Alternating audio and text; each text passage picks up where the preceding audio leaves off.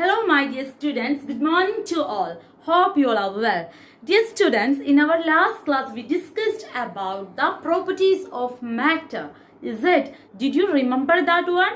Okay, then say together what are the main properties we discussed?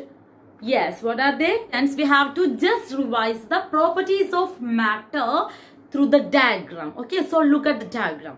So, students, did you remember the definition of matter? Yes, right. What is matter? Anything that has weight and it occupies space is called matter, is it? So let's check the properties of matter with diagram. Matters may be hard and soft.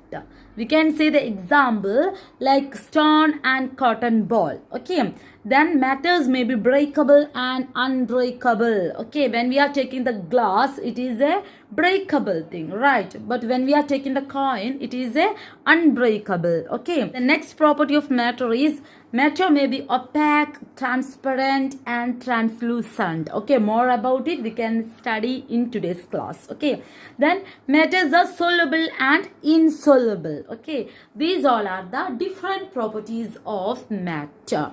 Okay, students, so let's check them in detail. So students, different properties of matters are, it may be hard and soft, okay, and breakable and unbreakable, then soluble and insoluble, then opaque, transparent and translucent, okay, then conduction of heat and electricity. These are the main properties of matter. Okay, let's check these two properties in detail. Okay, students, let's check the differences of these property in detail. Okay, transparent, then opaque and translucent. Okay, we have to check these different properties in detail. Okay, so what is transparent material, children? What is transparent? We have to say some matters are transparent. Transparent means what? That is, yes, we can take a living example. Okay, when we are checking that root of this plant, we can easily see it, right? How it can easily see it, children? Because this glass and water is a transparent material. Okay, that's why you can see the root of a plant very clearly.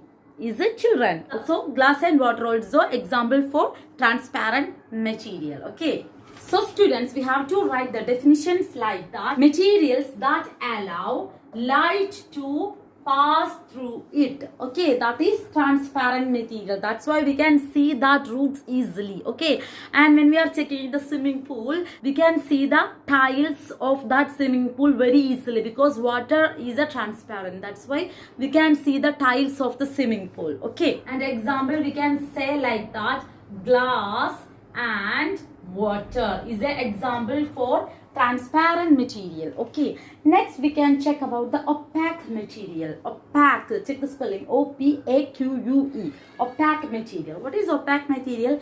It is just opposite to transparent material. That means materials that do not allow any light to pass through it. That is opaque material. Materials that do not allow any light, okay, do not allow any light to pass through it. That is opaque materials. Students, can you see my face?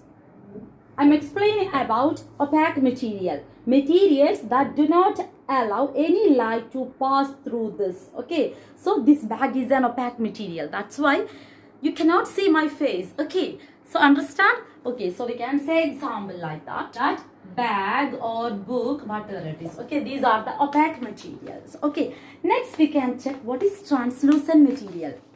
I will show you, 1 minute. Just look at me. This light is passing partially through this shawl. That's why you can see my face little only.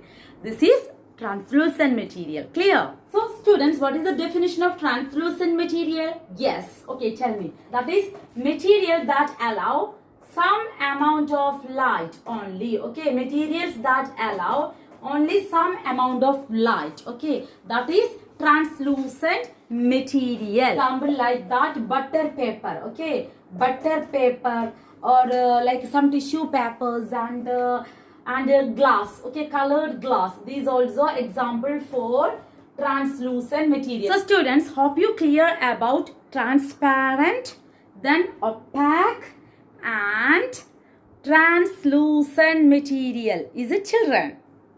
Students, another important properties of matter is conduction of heat and electricity. Conduction of heat and electricity. What is conduction, children? Conduction means passing the electric current through the any materials. Usually cooking utensils are made up of metals, is it, children? And they are fitted with a plastic or wooden handles for easy to handle. Okay, why that part is fitted with a plastic handle? Why it is not a metal? These all the questions are arising in your mind. So you should answer after this explanation. Cooking utensils handles are made of plastic or bakelites. Okay, what is bakelite? It is a type of a plastic. Okay, so let's check. Okay, in this diagram, children, metals conduct or pass on heat faster and thus the utensils heat up quickly. Okay, students, we can classify these conductors into two types. What are they? Good conductors and bad conductors. Good conductors and bad conductors, or we can say it as a poor conductors. Okay, bad or poor conductors. Okay, let's check what are the main differences of these two. Okay, good conductors, the name suggests as like good. Good conductors means it is directly passing the electricity through it. That metals like iron, silver and copper, they are directly passing the electricity through it. That's why we can call it as a good conductors. Okay, that's why pan is made up of copper or aluminium, like that. Okay, then when we are checking the bad or poor conductors, it takes longer time to heat up. Okay, that's why we are using wood or plastic as a handle for these utensils like pan. Okay, so it is a bad conductor or poor conductor. So we have to say the example like wood or bakelite and then glass or china clay. Okay, these are the main examples for bad conductors. Don't feel bad, this is a parts of car my son done like this. Okay, so from this example you can easily understand what is bad and good conductors. Okay, look at this wire, children. This is a type of a plastic. Okay, mainly we are using bakelite plastic for covering or enclosing these wires. Okay, and electric wires and tools are made up of copper or iron because they are good conductors. They are easily passing the heat and electricity through it. That's why we have called it as a good conductor, is it? But always these wires are enclosed by a plastic covering. Is it, children? Why? Can you see this one? Like, can you see this one? When you zoom your camera, you can see the wires here inside of this plastic covering. Okay, this plastic covering is a bad conductor of heat and electricity.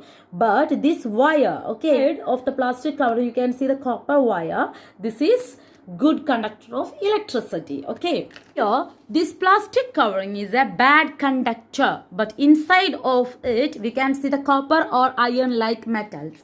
They are present here, right, which are good conductors. That's why rubber is always using for insulating the wires to prevent the shock from the wire. Okay, why, children, elders are saying when you are touching any electric socket, we have to cover with a plastic gloves or chappals. We have to use like that. Okay, we all understood today's topic.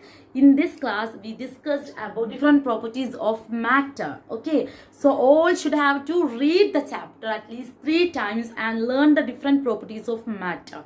Okay, so today's topic is how many times I use the word translucent. Okay, translucent in this class. So we can meet in our next class. Thank you.